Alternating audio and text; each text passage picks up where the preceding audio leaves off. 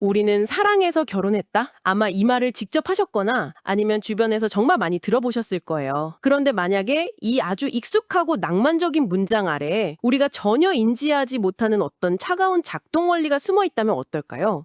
오늘 저희는 결혼과 사랑에 대한 권력 설계 이론의 아주 도발적인 관점을 한번 깊이 파고들어 보려고 합니다. 이 이론이 관계의 가장 깊은 곳, 우리 관계를 이해하는 데 얼마나 유용한 틀을 제공하는지, 그리고 우리가 사랑이라고 부르는 그 감정의 본질이 사실은 무엇인지 그 핵심 주장을 같이 한번 파헤쳐보면 정말 재밌을 겁니다. 좋습니다. 그럼 본격적으로 내용을 좀 살펴볼까요? 이 글이 시작부터 아주 강하게 선언을 하더라고요. 결혼은 사랑의 결실이 아니라 철저한 권력 역학의 결과물이다. 우리가 낭만적이라고 믿는 그 껍질을 한꺼풀 벗겨내면 거기에는 두 가지 형태의 거래가 완료되었을 때만 성사되는 계약이 있다는 거죠. 이 이론이 주장하는 핵심은 우리가 의식적으로 계산기를 두드린다 이런 뜻이 아니고요. 오히려 생존 본능에 가까운 우리 무의식이 우리가 알아채기도 전에 이미 모든 계산을 끝마쳤다고 보는 겁니다. 그러니까 애정이라는 감정의 표면 아래에서 벌어지는 그 냉정한 권력의 상호작용, 그 구조를 보자는 게 이 이론의 핵심인 거죠. 그러면 제 무의식이 저도 모르게 제 파트너를 상대로 손익계산을 하고 있다는 말씀이신가요? 와, 듣기만 해도 좀 불편한데요? 불편할 수 있죠. 근데 이 이론은 그 불편한 진실을 딱 직면해야 진짜 관계의 구조가 보인다고 말하는 거고요.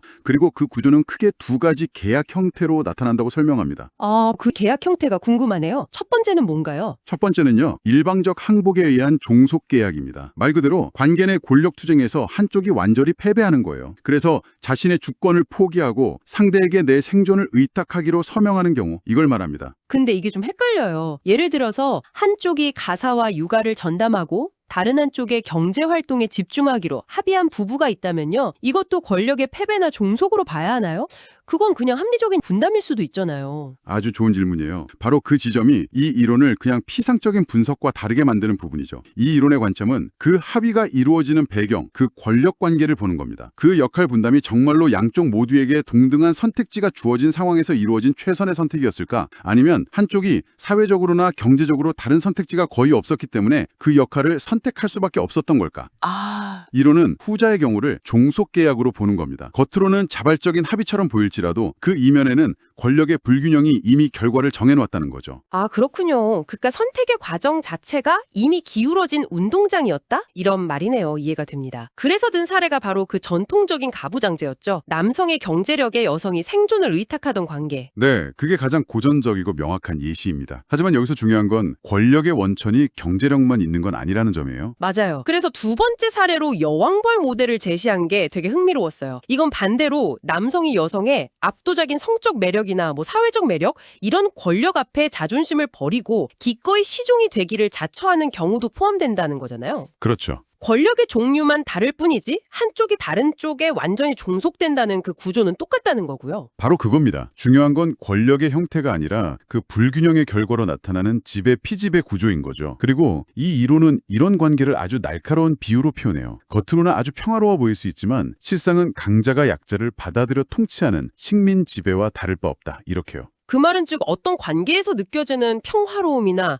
안정감이 사실은 투쟁이 끝났기 때문에 그러니까 지배 구조가 완전히 확립되었기 때문에 찾아온 것일 수 있다는 뜻이군요. 네, 맞아요. 전쟁이 끝나서 평화로운 게 아니라 항복해서 조용한 상태인 거죠. 와, 그래서 이 이론은 지금 우리에게도 여전히 유효한 질문을 던져요. 지금은 권력의 형태가 경제력, 외모, 지성, 사회적 지위 훨씬 더 다양하고 복잡해졌잖아요. 그렇죠. 지금 당신이 관계 속에서 느끼는 그 안정감이 혹시 투쟁이 끝난 후의 고요함은 아닌지 되돌아보게 만드는 겁니다. 정말 뼈아픈 질문이네요. 알겠습니다. 한쪽이 일방적으로 지배하는 게 첫 번째 모델이라면 당연히 다른 모델도 있겠죠. 서로 힘이 팽팽해서 누구도 상대를 굴복시킬 수 없는 그런 관계도 분명히 있으니까요. 이 이론은 그런 경우를 뭐라고 설명하나요? 그게 바로 두 번째 계약 형태인 공포의 균형에 의한 불가침 조약입니다. 공포의 균형이요?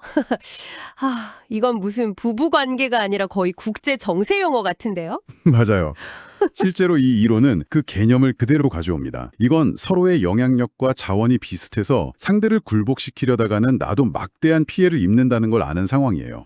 아, 서로 만만치 않은 거죠. 네. 그래서 상대를 굴복시키는 비용보다 협력하는 이익이 더 크다고 판단될 때 맺어지는 관계를 말하죠. 어느 한쪽이 일방적으로 이길 수가 없는 겁니다. 그래서 냉전 시대의 비유를 들었군요. 핵무기를 가진 강대국들이 서로를 완전히 파멸시킬 수 있다는 걸 알기 때문에 차라리 서로 공격하지 말자는 평화협정을 맺는 것과 같다고요. 네가 쏘면 나도 쏜다는 걸 너무 잘 아니까 그냥 둘 다 총을 내려놓는 척 하는 거죠. 정확합니다. 그리고 이 관점은 소위 현대의 파워 커플에게 적용해보면 아주 흥미로워요. 각자 사회적으로나 경제적으로 독립적인 두 사람이 만나서 가정을 이루는 경우요. 겉보기에는 서로를 존중하는 아주 이상적인 파트너십처럼 보일 수 있거든요. 그렇죠. 모두가 부러워하는 그런 커플들이요. 그런데 이 이론에 따르면 그 본질이 좀 다르다는 거잖아요. 네, 이 이론의 렌즈로 보면 그 관계는 전략적 제휴관계에 가깝습니다. 서로를 존중하는 척하지만 실제로는 선을 넘으면 나도 가만히 있지 않겠다는 그 차가운 긴장감 위에서 가정이 유지된다는 거예요. 이들에게 집은 안식 철학이보다는 공동의 이익을 위한 본부에 가깝고 부부 사이의 대화는 사랑의 속삭임이 아니라 업무 보고나 전략 회의의 성격을 띠게 된다는 거죠. 와, 그 비유를 들으니까 갑자기 등골이 서늘해지는데요. 우리 집 주방에서 벌어지는 미묘한 신경전이 사실은 강대국들의 핵버튼 대치 상황이었다니.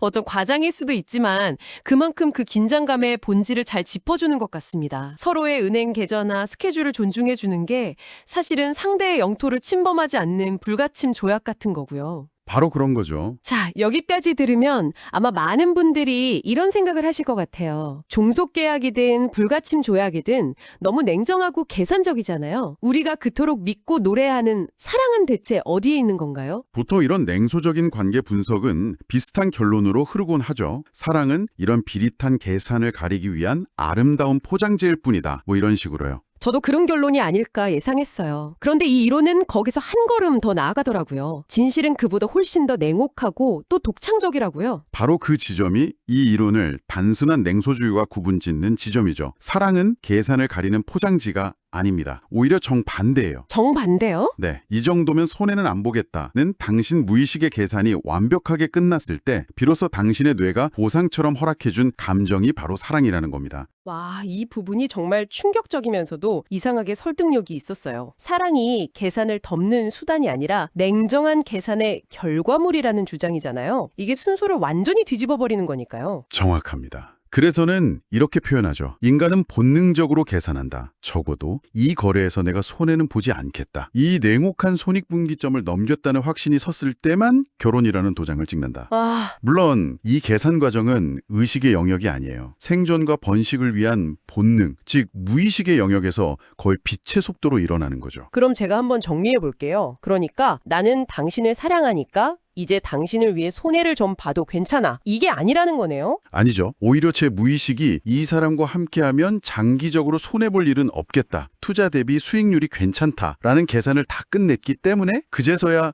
이제 안심하고 이 사람을 사랑해도 되겠다 하고 감정의 스위치를 천다는 거죠. 이것은 사랑을 통제 불가능한 비합리적인 열정이 아니라 무의식적인 협상이 성공적으로 끝났음을 알리는 안전 신호로 제정이 하는 거예요. 당신의 무의식이 이 관계는 안전하다. 이 파트너는 나의 생존과 번영에 최소한 해가 되지 않거나 오히려 이득이 된다는 최종 결론을 내린 후에야 뇌가 보상처럼 사랑이라는 아주 강력하고 기분 좋은 감정을 활성화시킨다는 거죠. 그러니까 우리가 사랑에 빠졌다고 느끼는 그 황홀한 순간이 사실은 내 무의식이 모든 계산을 다 끝내고 오케이, 이 거래 진행시켜 하고 승인 도장을 쾅 찍어둔 순간이라는 거네요. 그렇죠. 사랑이라는 감정 자체가 일종의 거래 완료 알림인 셈이고요. 이 관점에서 보면 사랑은 계산을 초월하는 힘이 아니라 계산이 성공적으로 완료되었다는 증거인 셈이죠. 그래서 우리가 사랑하는 사람에게는 유독 관대해지고 좀 비이성적으로 보이는 행동도 하잖아요. 이 이론에 따르면 그건 이미 내 무의식이 이 정도의 투자는 전체 거래의 가치를 훼손하지 않는다, 감수할 만하다고 판단을 내렸기 때문에 가능한 행동이라는 겁니다.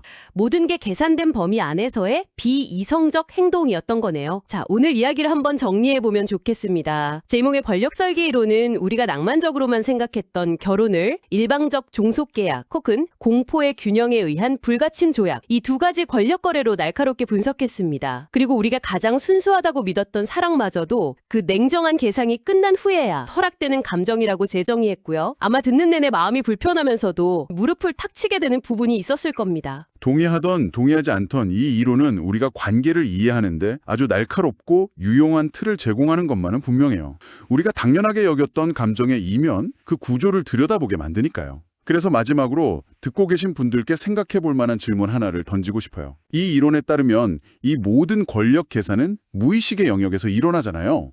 우리는 그 결과를 그냥 사랑이라는 감정으로 느낄 뿐 그 계산 과정 자체는 인지하지 못하고요. 만약 당신과 당신 파트너 관계에 대한 그 무의식적인 권력 계산, 그 냉정한 손익계산서를 당신의 의식으로 명확하게 들여다볼 수 있는 기회가 생긴다면 그렇게 하시겠어요? 그거 정말 판도라의 상자를 여는 것 같은 질문이네요. 굳이 알고 싶지 않을 것 같기도 하고 동시에 너무 궁금하기도 하고요. 그렇죠. 그럼 한 걸음만 더 나아가 볼게요. 만약 상자를 열었는데 그 결과가 당신이 기대하고 믿었던 것과 전혀 다르다면요. 우리는 서로를 깊이 사랑하고 존중하는 동등한 관계라고 굳게 믿었는데 계산서에는 당신이 80%를 의존하는 일방적 종속 관계라고 찍혀 있거나 혹은 상호 파괴에 대한 공포로 유지되는 전략적 제휴라는 결과가 나온다면 당신은 어떻게 행동할 것 같나요? 그 진실을 아는 것이 당신의 관계를 더 낫게 만들까요? 아니면 그저 견딜 수 없게 만들 뿐일까요?